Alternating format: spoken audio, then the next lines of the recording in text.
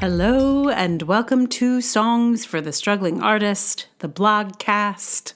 This is episode 505. My name is Emily Rainbow Davis. Hello, welcome to the blogcast. Today's blog is about the movie Hamnet. And I don't think you have to have seen it to listen to this podcast, although I know a lot of people saw it, so maybe that caveat doesn't matter. But I don't think there's any great spoilers in here. Pretty much, you already know the history, I'm guessing. Movie won some Academy Awards, I think, and a lot of people liked it. And I get it. I totally get it. And here's my thought. This blog is called Shakespeare's Wife. So many people asked me if I'd seen Hamnet yet, and I hadn't, and somehow didn't want to. But I was on a plane, and it was available there when other choices weren't that exciting. I did think to myself, do I feel like crying on the plane today? And answered eventually with, not particularly, but what the hell. So I watched it. And I cried on the plane, of course. But I resented it, and I felt I needed to unpack why. There's a genre of book I have recently sworn off, despite having been attracted to these titles in the past. I call it the someone's wife genre. It's usually a cool job followed by wife. The astronaut's wife, the magician's wife, the lighthouse keeper's wife. Maybe it was the cartographer's wife that finally tipped me over, but it's a whole thing. Play the game yourself. Think of a cool job and then add wife. I bet you'll find someone's written that book. Why am I done reading Someone's Wife? Because even though the main character is a woman, she's not the one with the cool job. She's dealing with the fallout of the cool job. Sometimes she has the cool job, like secretly, because the cool job haver, her husband, becomes incapacitated.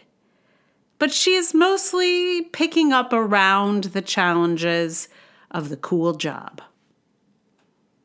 Hamnet could have been called the playwright's wife. It's part of the genre, even though it's named after their kid. It is fundamentally, at its heart, the story of Shakespeare's wife dealing with the repercussions of Shakespeare's job. And sure, okay, the death of their son. It must have been hard to be married to one of the greatest playwrights of all time. She's pretty neat herself, but like all wives of great men in stories, she just doesn't get her husband's thing. She doesn't get it. I hate this. I'm sorry. The writing of the film is good. The cinematography is beautiful. The acting is good, but I hate this narrative, and I am sick to death of it.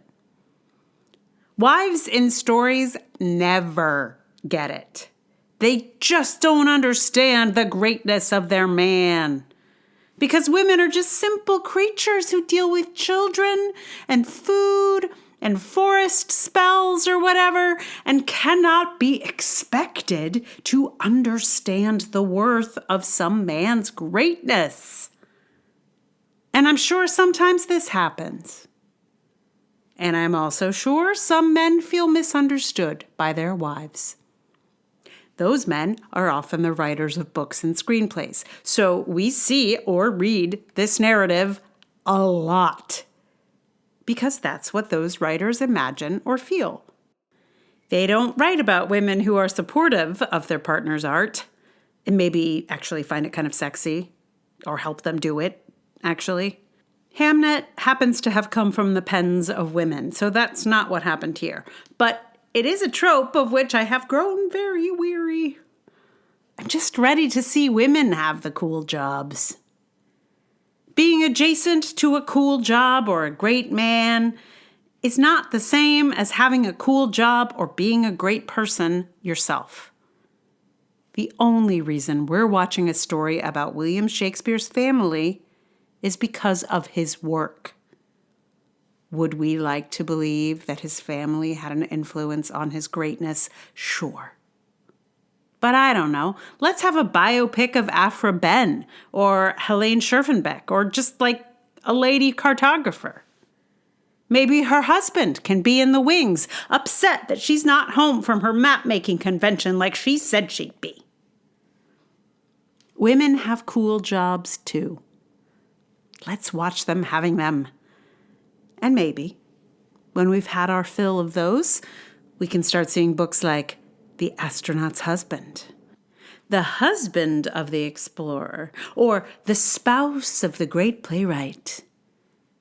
And the great playwright is a woman. Thanks. In my search for the image for this post, I found this lovely kind of, I guess it's an engraving or a drawing or a painting. I'm not sure what it is, but it's of Shakespeare and his family.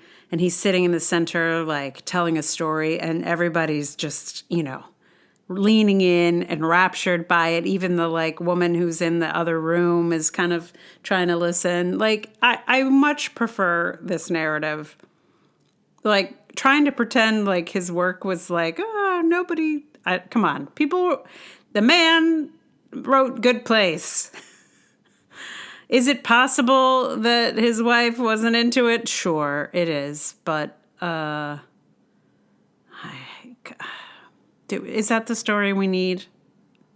I'll tell you what, it's not the story I need. So, what song do I have for you? Well, I looked up, and guess what? The wife genre is also popular in music. There are many songs called So-and-so's wife, someone's wife, and I looked at a few of them. I'll just give you some of the options that I was looking at. There's the Crane wife, someone else's wife, someone's wife, the wife's murder ballad, the devil's wife, the time traveler's wife, the sailor's wife, the captain's wife's lament, the scaffolder's wife, the sulky wife, and the one I am going with is the bachelor's wife. Now, is this the most relevant to the topic at hand? Absolutely not. The subject of this song is very much not in the genre. But I do appreciate that there is a contradiction in the title of the song and the idea of the song.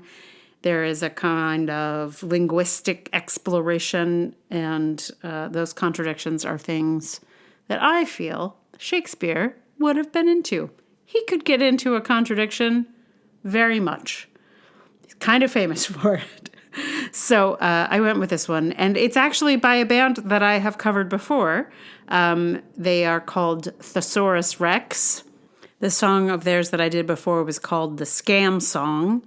So they're coming through in a pinch for me. I'm never explicitly looking for a Thesaurus Rex song, but then, I'm looking at all the songs about a certain thing, and then there's one. This song it's so clear they're from Brooklyn. There's just, there's some Brooklyn landmarks that get called out, but also it's a very Brooklyn song. So I'm going to play that for you in just a moment. Meanwhile, thank you so much for listening. If you like this podcast, please tell someone about it. Review, subscribe, click on all the stars you can find. Anytime you see some stars for this thing, just click, click, click, all 5, do them up. And if you'd like to support this podcast with money, that would be amazing. Patreon.com/Emily R. Davis is the hotspot, but there's also Ko-fi, there's PayPal. You can do a paid subscription on Substack. All of those options are open to you.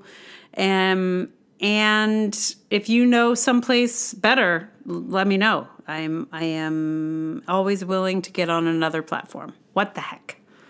And mostly, though, I thank you for your ears on this situation, and I am very grateful that you are here. So, here I give to you The Bachelor's Wife.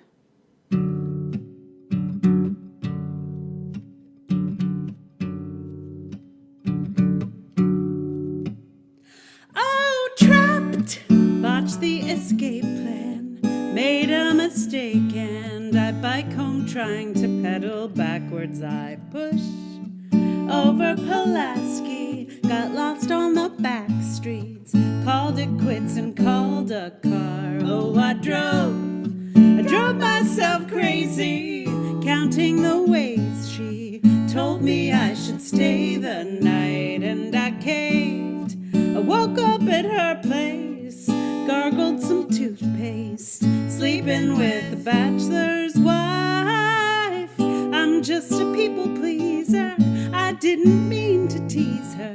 I feel so cruel I could cry. I'm just a people pleaser, she's the bachelor's wife. Oh, quick! Ripping the Band-Aid, screaming I can't stay. I chicken out and pull it hair by hair, but I'm slow and it's too late. She's stirring the Kool-Aid, and I'm about to drink my share. She said, baby, why all the distance? Fear of commitment. When you gonna change my life? And I know what she's after. She knows I'm a bachelor, and she could be a bachelor's wife. I'm just a people pleaser, I didn't mean to tease her. I feel so cruel I could cry. I'm just a people pleaser, she's the bachelor's wife. Oh, I got to break it off. I feel like such a bastard. I just keep getting plastered, trying to work up the nerve. Holy matrimony, Batman. I feel like a dog in a CAT scan. I can't stand it anymore.